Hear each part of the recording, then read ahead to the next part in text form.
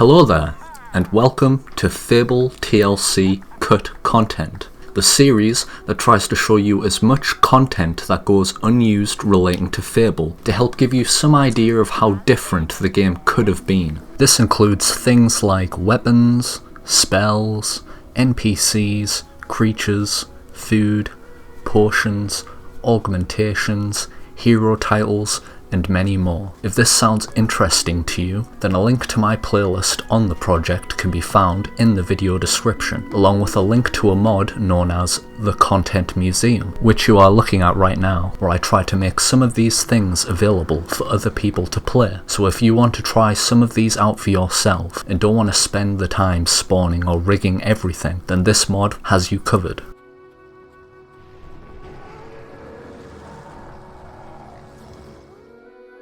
In this video, we will be taking a look at the cut multiplayer features for Fable. The evidence provided suggests of multiple ways that this feature was meant to be implemented. As you may know, the later games such as Fable 2 and Fable 3 implemented cooperative and multiplayer gameplay in some way. But what if I were to tell you that this mechanic was actually intended for the first game all the way back in 2003? Maybe even earlier.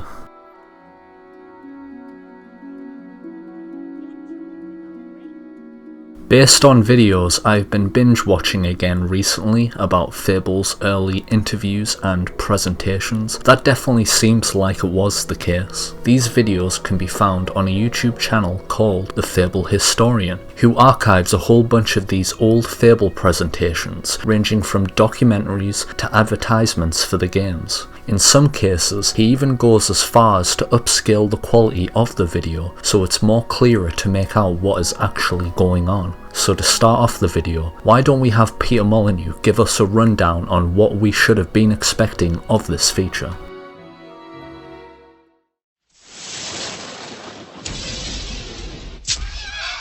One of the things that, one of the surprises, and this is what you do when you're developing a game, you always have to have little surprises up your sleeve, is the idea of multiplayer, cooperative play. I really love the idea that I can play with my friends, and we have the ability in Fable to play up to 4 people can play on one machine cooperatively. And what you do, if you're playing Fable at home, you can take your save game card over to your friends, plug it in. As soon as you plugged it in, it realised you don't have to restart the game. I could just be sitting back and you walk in the room and say, oh, I'll join in. Just plugs in and is in straight away. No configuration, nothing. What actually happens is when you plug in, your character from your game gets imported into my world. Any items that we can trade items, we can do all the things that you'd expect in that. Because your character is imported into my world, he becomes what's called an alter ego to the main character. At any time, I can press the white button, and you can become the main character. Your character can become the main character, and I can become an alter ego, and we can swap like that. Also, as an alter ego, you can fight monsters. You can pick up experience. You can heal the main character, and the more you do that, the more of this score you get. And the more score you have, the more likelihood it is that you can press the white button and take over the main play. So it's a little bit, it's very cooperative, but also a little bit competitive. And I think it's quite unique, and certainly the tests we've done so far is quite interesting. Now, if you're like me and you played Fable before hearing any of these interviews, it would probably blow your mind to realise that cooperative gameplay was intended for the game, since in the final game there was no sign of any type of multiplayer or cooperative feature. Peter even mentions that this feature was named the alter ego mechanic, would have allowed up to 4 players, and would have been centred around you and another character completing parts of the game to earn score. To me, this mechanic sounds like a more robust version of the co-op feature that can be found in Fable 2, rather than the henchman like it is in that game. Peter claims that the original Fable was meant to allow for importing of other heroes from another player's save game, and what is really strange about the clip is that he clearly says that this was a tested feature that was in the game at one point. If this is true, then we can assume that the feature is completely gutted from the game, since as far as I am aware, no one has managed to find a way of reconstructing this feature in the modding community, despite a lot of effort from some talented modders. There are exceptions though, which we will get to later on in the video. However, no one has managed to get 2 or more people to play on the same game world in the original Fable, or Fable TLC, which is obviously the original goal of these multiplayer features. But for now, we'll focus on what we can find on the disc and how I may think that they could be related to these missing features.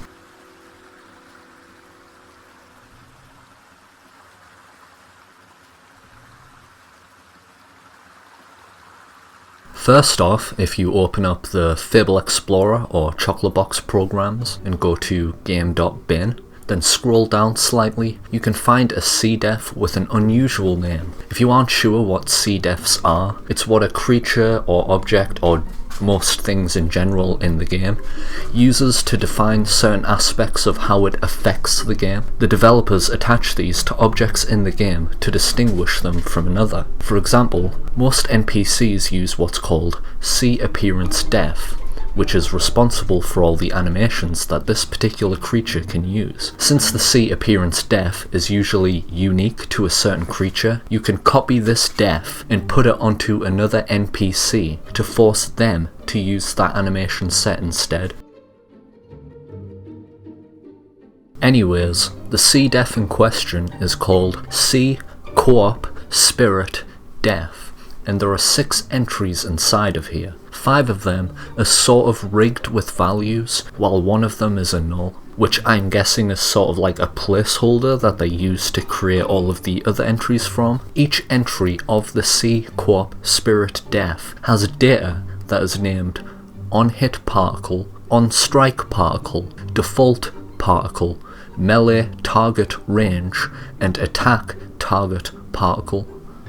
For some reason, this first entry has mostly errors and doesn't appear to be rigged to do anything, although it still has data for the melee target range, which is set to 4, and an effect called Lightning Beam Effect, which I originally believed to be an effect used for the lightning spell, but I couldn't seem to find it while searching the game files.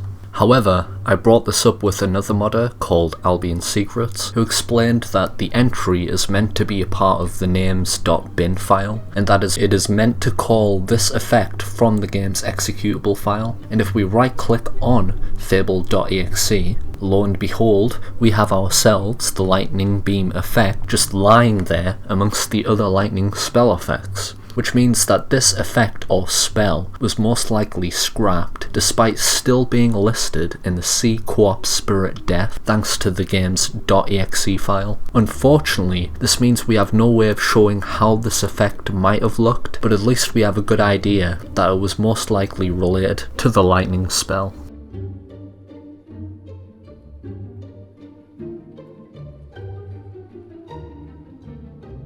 The other entries in CCoopSpiritDef, on the other hand, still contain the lightning beam effect that we just mentioned. However, it also contains a bunch of effects that aren't normally found in the game. These are multiplayer red, multiplayer blue, multiplayer yellow, and multiplayer green, and unlike the lightning beam effect, these ones can be found in effects.big. Here is a quick preview of what these different coloured effects would have looked like, along with some other effects relating to the orbs being damaged. However, they kind of play very quickly. I did this by hijacking a particle emitter from Orchard Farm. As you can tell, these are 2D effects that look similar to the multiplayer orbs that you can find in Fable 2. The only issue is that these orbs seem to stick to the floor when you try to spawn them in this way, which means that we can't fully experience the visuals of these coloured orbs.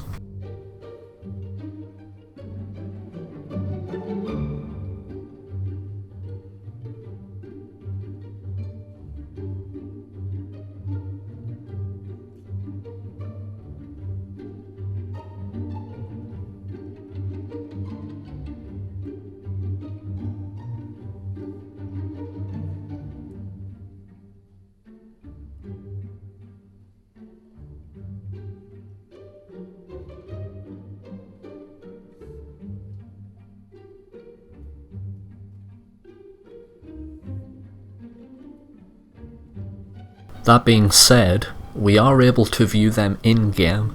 To get a good view of them, I did this by replacing the summon creature effect that can be found in effects.big. If you are interested in trying that out for yourself, simply open up a program like Fable Explorer or Chocolate and then go to the effects.big section. Use the search function that these programs provide and just type in multiplayer. This should send you straight to the coloured multiplayer orb effects. Export the entry data for these effects and then name them anything you like, so long as you're able to identify which colour it represents. If an error pops up while trying to open them, like I have shown in the video, then it's probably because you are using Chocolate.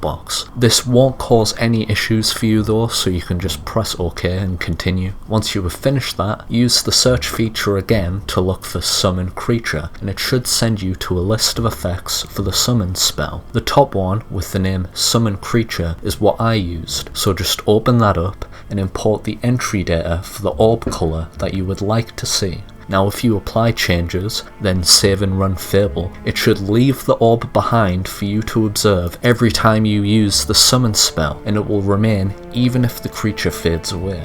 If you change the creature summon alive and creature summon level effects, it won't replace the creature you are using, however it will show up with an orb moving underneath the creature, so we can observe how these orbs might have animated when moving around.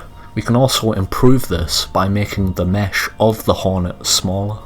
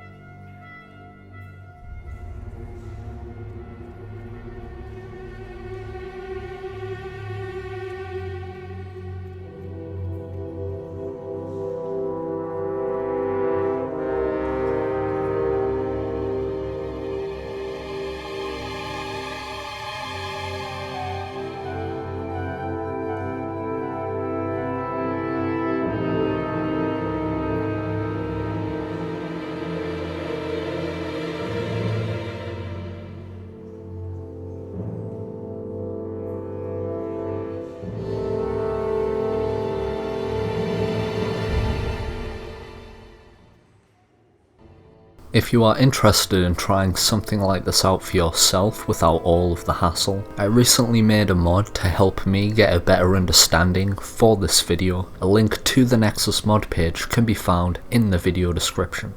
The mod is called Summon Multiplayer Orbs. which is basically just an effect replacement for the summon creature spell, and it also makes the creature smaller, so all you see is the orb, just like what's shown in this video. The last things I can find relating to these co-op spirit orb features is a texture, which I'm assuming is used for the orbs I just showed off, called Sprite Multiplayer Orb.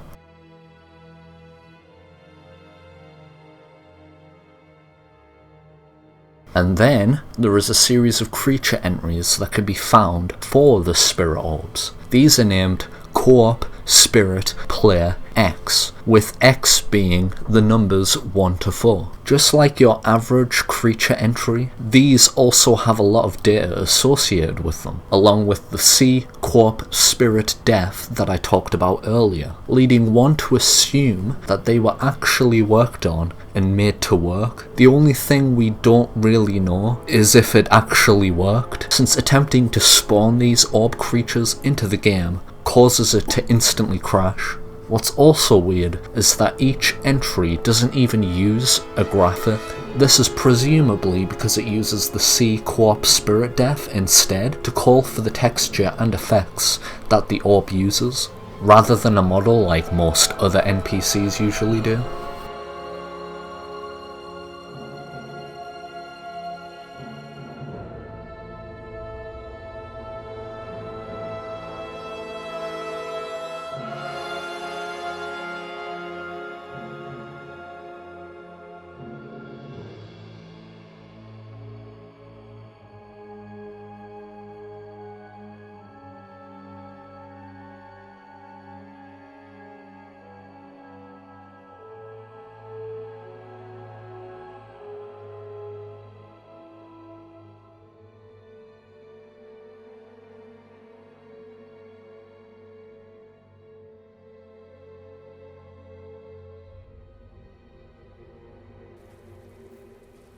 It's also possible that the multiplayer feature was gutted from the game, and that's why we can't get it to work, since there was a whole bunch of content that was removed from the game before release. Although there is input from Dean Carter himself on what transpired with the multiplayer features.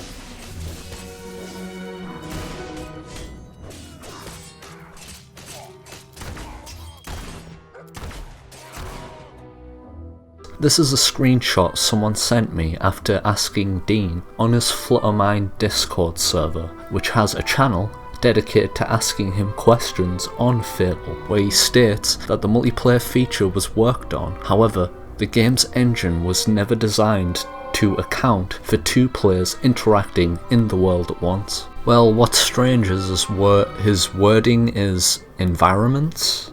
I don't know if he means the maps, the climate, the terrain. I'm assuming he means the engine. If he does, the most important part being that he said clarity, so maybe he means render distance, maybe he means FPS. If you don't know what that means, from what I can gather from it, it basically means that the engine that the game runs on was probably designed to only really account for single player gameplay. So when you try to add in another character or another element into the game that tries to use multiplayer, it doesn't know what to do because it was never really designed for that purpose. I don't know if this means that getting multiplayer into the first Fable game will ever be possible. I mean, don't take it from me, I don't know a single thing about programming a video game, but it definitely explains why no such mod has ever came out trying to even attempt to make it work.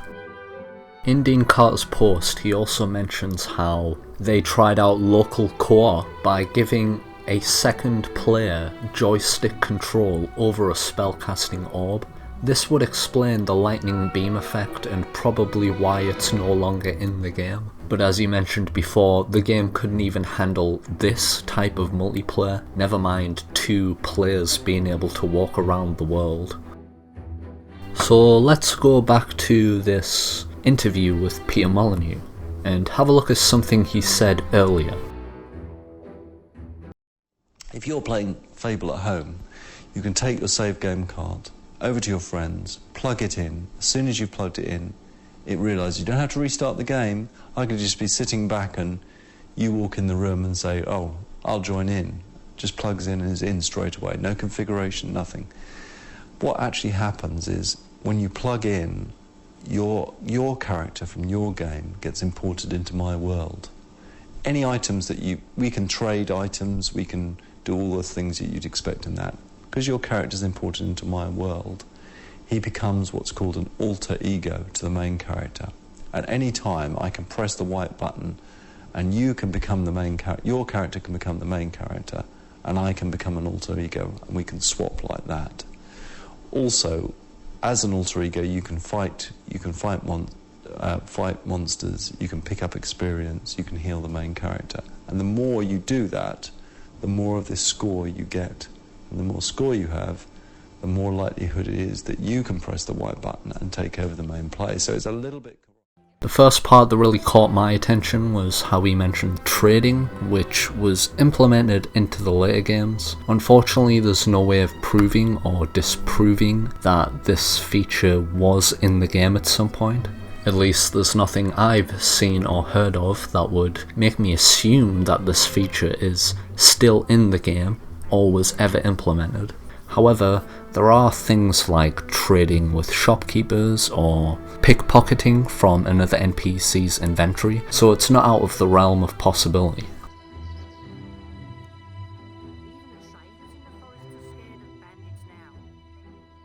The important part to me being how Peter always mentions score, which I originally thought he was just vaguely describing something like experience or gold, but the more I look into it, I am reminded of how the Colosseum works in Fable 2 from the See the Future DLC, only Peter makes it out like this was score dedicated to things like killing creatures, completing quests, and collecting experience. Not only that, but he states that your score would influence who could play as the main hero of the group. Now, there is no evidence of this particular mechanic, but there are scoreboards and leaderboards found within the game files. These are two leaderboards that were meant to be objects found around the game world. One of them may already look familiar to you. The Hero Center leaderboard, with Hero Center being an older name for the Heroes Guild. It's still found in the retail game near the entrance of the guild's dining room and tavern. Unfortunately, it can't be interacted with despite using the script name Leaderboard.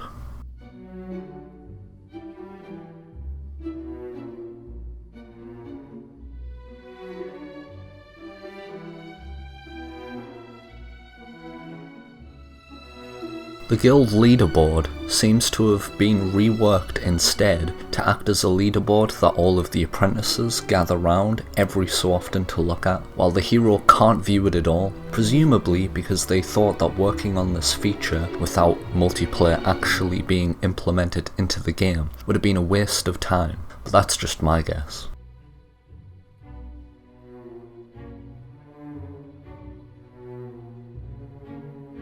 There is also an arena leaderboard that, as far as I'm aware, was cut from the game completely, which means that there is no way of finding out when you access the arena in the retail game. I even tried checking myself because I wasn't entirely sure if I just missed it in the Hall of Heroes or something, but again, I couldn't find it anywhere, leading me to assume that these were intended for something bigger, but were removed or reworked to suit a different purpose in the game.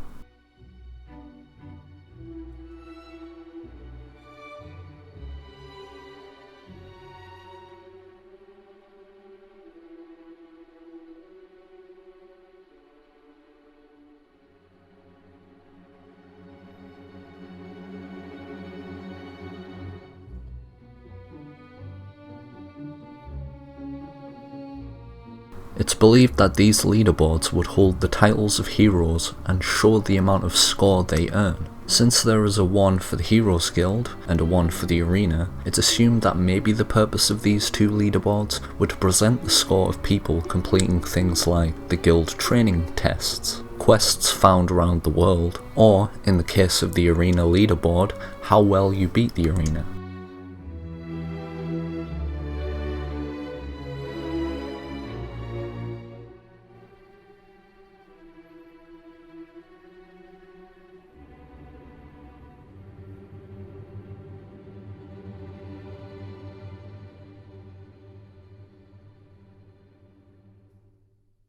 That being said, we do have these scoreboard UI elements that can be found in textures.big.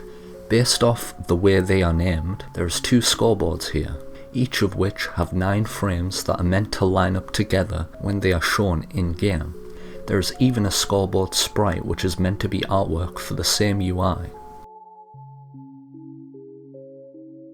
Unfortunately, I wasn't able to find a way of getting them to show up in the game, so what I did instead was export all of the frames and then use a program like Microsoft Paint to align them as if I was doing a jigsaw puzzle. Eventually, I got the hang of it, and these are the 2 results. I was unsure on where the sprite has to go. I'm assuming for this first one, it's meant to be in this fancy little box, since that's how a lot of UI elements work in the game. But just in case, this is me showing simply how the boxes look when you rig all of the frames together. And here is the second scoreboard UI, which doesn't seem to use the fancy border around it for some reason. They both also have these weird patches in 2 locations of the UI. My guess is that these are meant to be spaces to show where the scroll bar would appear on the interface, so we can definitely confirm that the top left and bottom sections were meant to display some kind of text that you could cycle through. It's possible that this text acted like a menu for things like connecting to Xbox Live and to display the score that was meant for the leaderboards we mentioned earlier.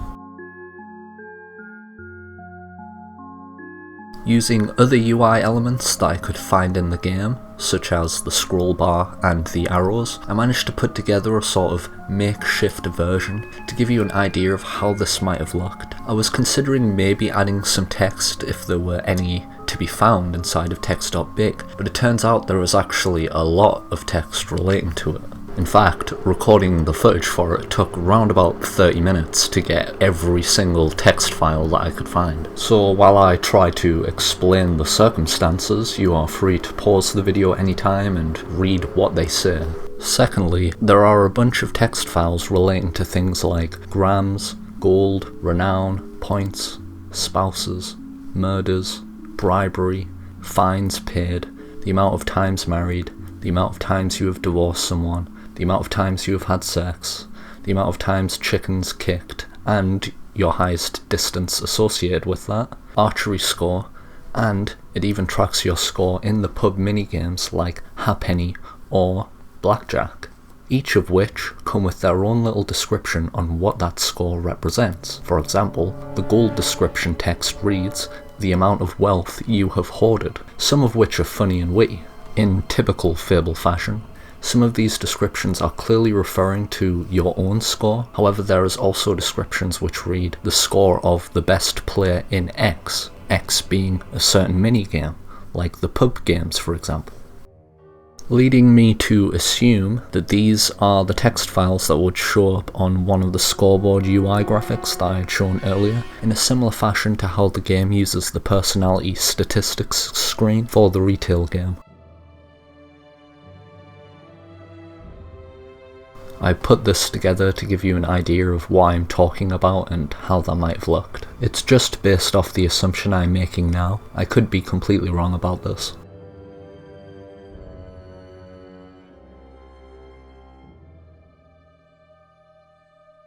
And finally, we have some text that is allocated to errors and attempting to make a connection to Lionhead's server. These text files read as the following: incorrect username and password.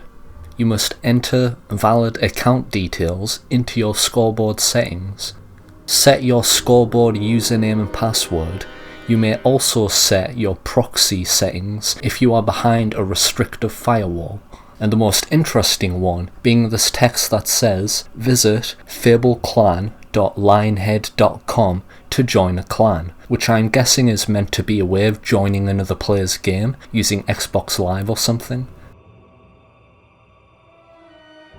Here's another reconstruction I made to help give an idea of how that might have looked on a different menu, using the UI scoreboard thing that I mentioned earlier. There were also a few other interesting things I found, such as temple contribution is something that the game also keeps track of for the scoreboard system. And then there's also the Oracle minigame, which I believe is some kind of cut minigame. Since I have mentioned everything I can think of that is associated with multiplayer text, I will leave this clip running in case you are interested in reading them all. If you would like to skip it, then a timestamp should be in the description.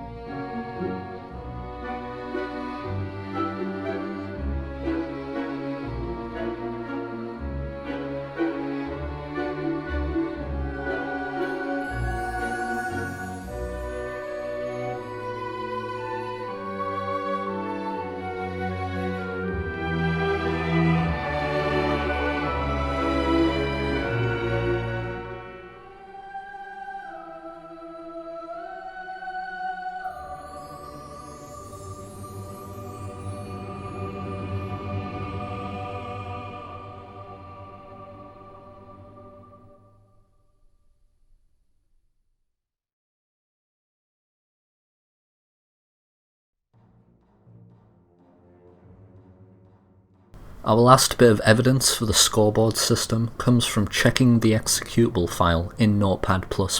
If we use the search feature and simply type in server, we can find some lines regarding the scoreboard system. These lines read scoreboard server port, scoreboard proxy port, scoreboard proxy IP, scoreboard password, and scoreboard username. I am guessing these are what the executable file would call for when you try to sign up to a server. What's interesting is they're also amongst other lines of the option menu.